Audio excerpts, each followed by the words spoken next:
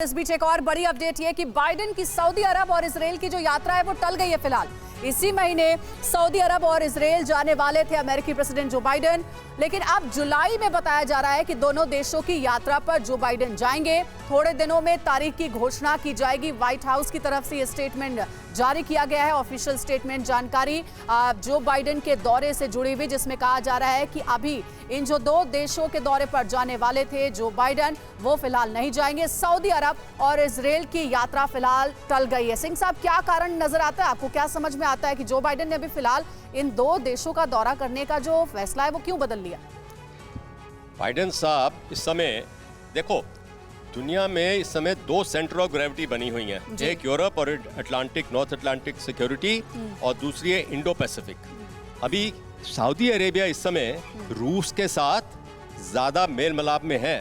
वो oil production नहीं increase कर रहे, पुतिन को साथ दे रहे हैं। और बाइडेन ने जो कशोगी का केस हुआ था उसमें जो सऊदी अरेबिया के ये है अभी मेन क्राउन प्रिंस MBS, उसकी बहुत निंदा की हुई है। उसने उनको बहुत कोल्ड शोल्डर दिखाया। अभी जब ऑयल के लिए भी वो पूछ रहे थे तो उसने नकार कर दिया था जी। अभी उसको मनाना चाहता है सऊदी अरेबिया, क्योंकि एक समय उनका सैटेलाइट देश बन गया था 1973 अरब इजरायली वॉर के बाद। निक्सन ने उनके साथ ऐसा समझौता किया, it gave the way to petrodollars. तो ये सारा अभी अमेरिकन डॉलर भी खतरे में है। तो इस समय उसको सऊदी अरेबिया की सपोर्ट चाहिए। और सऊदी अरेबिया का यमन का जो हुती का प्रॉब्लम था उसमें भी अमेरिका ने निंदा की हुई है इस सऊदी अरेबिया की, पर अभी उसको कल की खबर के मुताबिक उसकी तारीफ कर रहा था। तो ये दो सेंटर ऑफ ग्रेविटीज को मैनेज करना, अमेरिका को वर्ल्ड पावर, अपने आप को यूनिपोलर वर्ल्ड अपना स्टेटस रखना चाहता है, और दूसरी साइड मल्टीपोलर है, बट बीच में निकल रहा है चीन। तो बाइपोलर वर्ल्ड को अमेरिका किसी तरीके से नकार करना चाहता है कि उसकी सुपीरियरिटी रहे।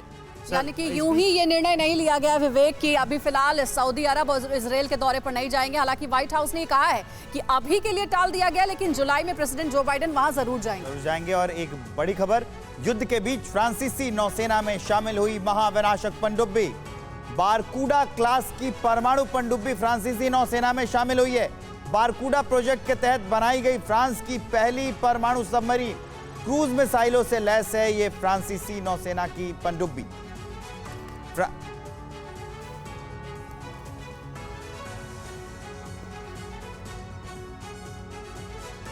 तो फ्रांस की तैयारी की हम बात कर रहे थे और किस तरह से, वैसे ये पूरी दुनिया में हम जानते हैं कि फ्रांस की जो नौसेना शक्ति है उसका लोहा पूरी दुनिया मानती है, लेकिन एक अलग तैयारी युद्ध ने, ऐसा लगता है यूक्रेन और रूस के युद्ध ने पूरी दुनिया के जितने भी देश हैं उनको अपनी अलग अलग तैयारी करने के लिए विवश कर दिया है। वो भविष्य को देखते हुए ये सारी चीजें कर रहे हैं। तो फ्रांस की महाविनाशक पनडुब्बी की हम बात कर रहे थे, जरा इसकी खूबियों को भी हम समझें कि क्या खास बात है इसमें। तो बारकूडा क्लास की अपनी तरह की पहली पनडुब्बी है और 328 फुट लंबाई है, वजन 5300 टन है, क्रूज मिसाइल से हमला करने में ये सक्षम है और 1000 किलोमीटर तक लक्ष्य पर ये हमला कर सकता है। इसमें क्षमता है इसकी पनडुब्बी में 65 नौसैनिक सवार हो सकते हैं और पानी से बिना बाहर आए 70 दिनों तक लगातार ये गश्त कर सकता है। ये एक बड़ी खूबी है। परमाणु ऊर्जा से चलती है ये सबमरीन और समंदर से जमीन पर अटैक करने में ये सक्षम है। तो महाविनाशक पनडुब्बी फ्रांस के Ashok sir, back to you, same question. France की इस तैयारी को आप कैसे देखते हैं और ये जो खूबियां हम बता रहे हैं, इन खूबियों को वॉर में किस किस तरीके से इस्तेमाल किया जा सकता है अगर सीधे सीधे कोई टकराव की स्थिति होती है पानी के अंदर? तो जो बैराकूडा क्लास की जो पहली सबमरीन जो कमीशन हुई है वो एक न्यूक्लियर अटैक सबमरीन है, यानी कि पेट्रोल और इंटरडिक्शन के लिए यूज़ होगी, एंटी शिप्स और लैंड अटैक केपेबल भी है। उसके अंदर क्रूज मिसाइल्स हैं। सो ये it is not a ballistic missile submarine, मतलब वो जो कि आप न्यूक्लियर मिसाइल्स कैरी नहीं करेगी, ये क्रूज मिसाइल्स कैरी करती है।